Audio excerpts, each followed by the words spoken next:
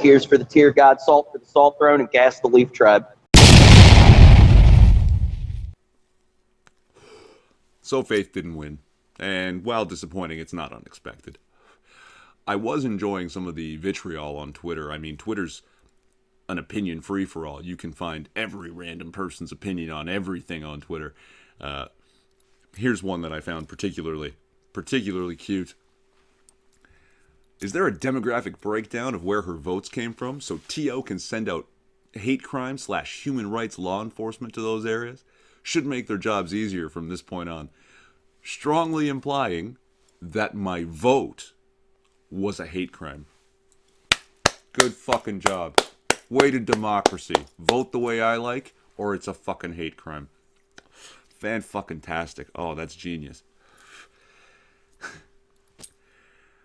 And then I don't know why I did it. I haven't opened my Facebook in like a year. But I opened my Facebook. And I was immediately reminded why I don't open my Facebook.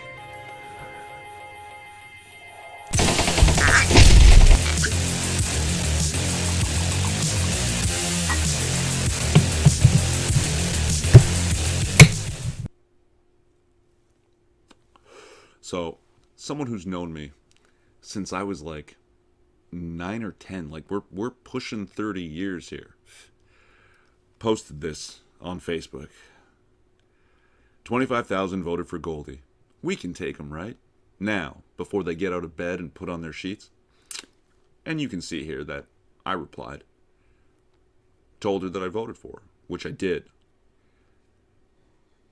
My reason for doing so was just to point out that the 25,000 people that voted for Faith Goldie aren't racist KKK assholes. We're just regular old assholes. That's all I wanted to do, you know. Of course, there comes the response. And it wasn't from her, this person who's known me since I was a kid. It was from her boyfriend. I'm just going to read the whole thing before I start getting at it. So here's the thing. I can tell when we're being trolled, but trolling of this sort comes in two varieties. Either you're telling the truth and you voted for an out-and-out white supremacist who pals around with Nazis, repeated the 14 words, and incites violence against refugees, people of color, and other marginalized folks. Or you're not telling the truth. And you think it's funny to claim you voted for an out-and-out white supremacist who pals around with Nazis, repeated the 14 words, and incites violence against refugees, people of color, and other marginalized folks, because you know it provokes and hurts others to say so. I don't know which, of course, but I don't have to know, and I don't care. Because the former is obviously worse, but the latter serves to trivialize and obscure the very real danger that, for real, not a joke, white supremacist Faith Goldie poses to our country and our fellow citizens. Neither is behavior that any adult human being with an ounce of intelligence or decency should engage in or congratulate themselves for. Have fun being a racist to own the libs, dude, but do it somewhere else.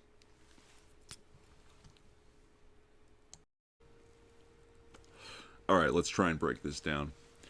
I can tell when we're being trolled. No, I don't think you can, because I wasn't trolling with my comment, and I know we've only met a few times and haven't really, spoken that much, but you clearly don't know anything about me if you think I would actually cast my vote as a troll. Either you're telling the truth, which I am, and you voted for an out-and-out white supremacist who pals around with Nazis, repeated the 14 words. Note the capitalization of 14 words. She's not a white supremacist, right? I guess she's a little too identitarian for my flavor, but that doesn't make her a white supremacist any more than I guess anyone who's ever said Black Lives Matter is a black supremacist. So, pals around with Nazis, if you mean she was interviewed by the Daily Stormer, where she recited the 14 words, I wouldn't call that palling around. I mean, I myself have actually been on a YouTube live stream with actual self-professed white supremacists and a guy who was recently promoted to the vice president of the National Socialist Association of America, right? That doesn't make me a Nazi or a white supremacist just because I talked with that person. And the 14 words. It was Faith Goldie who proved that the 14 words are in and of themselves completely innocuous when she took to the streets with a petition that stated, "We must secure the existence of indigenous people and a future for indigenous children." And she got dozens, if not hundreds, of signatures in a day for that petition, because those 14 words literally mean, I would prefer it if this entire demographic of people doesn't go extinct. But if you say that about anybody else, it's fine. When you say it about white people, you're a fucking white supremacist just because you don't want white people to go extinct. Like, fuck, you say Black Lives Matter and nobody bats an eye. But you say it's okay to be white and everyone loses their fucking minds. God. And incites violence against refugees, people of color, and other marginalized folks. That's an assertion that I'm fairly certain could be called libel, because she's never done that. If you have some sort of, secret memo or video that I've never seen, because I follow her content, I have for some time, I've never seen this. So if you have it, something that I've missed, which I doubt because I can tell that you really don't follow her content, I'd love to see it. I'd love to see her inciting violence, because, man, yeah, that would definitely blow that out of the water. But I don't think she's done it. She's been the victim of violence. She and her crew have been shoved, spat on, and struck, had their equipment damaged for showing up somewhere to report. But no, I've never seen her incite violence. Oh, geez. Or you're not telling the truth. And same, because you know it provokes and hurts others to say so. Now, I'm not above saying provocative things, knowing full well it's going to hurt people's feelings, but that's not at all what happened here. And to be perfectly honest, your feelings are your problem, not mine. Right? They've got literally nothing to do with the facts. Facts don't care about your feelings, and neither do I. I don't know which, of course, but I don't have to know, and I don't care. And this is a very interesting statement. I had a conversation, this was a few years ago, with a good friend of mine, where he was telling me something ridiculous, and I was trying to tell him the other side. I had arguments, facts, statistics to back up, and he stopped me. He said, I don't want to hear it. I don't want to hear the arguments. I don't want to know the facts, because I already believe something else. I was so disappointed in this person, because he's one of the smartest people I know. My best friend, known him for more than 20 years now. He's come around since then. We've had more conversations. But this smacks very much of that.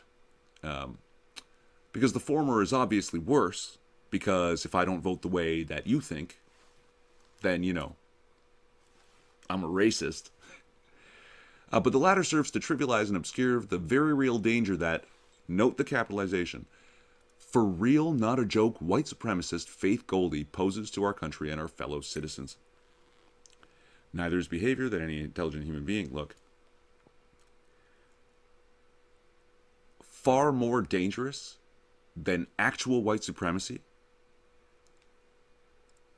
is this ridiculous fear of words that it seems you're demonstrating here by capitalizing these things like the 14 words and the for real, not a joke, white supremacist Faith Gold. Like, when we're terrified of words, how are we supposed to fucking talk to each other? How are we supposed to have this conversation without you calling me a racist and me calling you a fucking commie?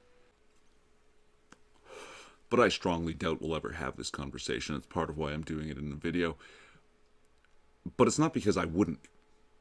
I think it's likely because you don't know my side. You don't have to know. And you don't care. Have fun being a racist to own the libs. Again, implying that I'm being racist by voting.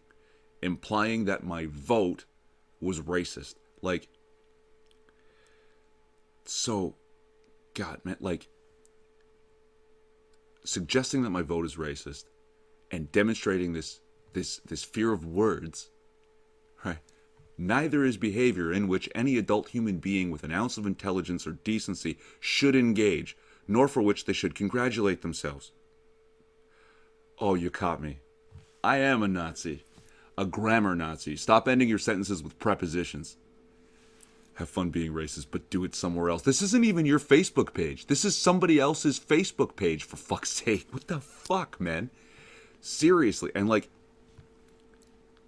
if your girlfriend thinks these things of me and is terrified that I'm going to comment on her Facebook, well, she doesn't have to worry too much because it's probably going to be another year till I open Facebook again. But if she's really concerned, she can fucking block me. And, young lady, if you don't think those things of me, but I have put you in a position with this, and you feel you should go ahead, I understand. I won't hold it against you.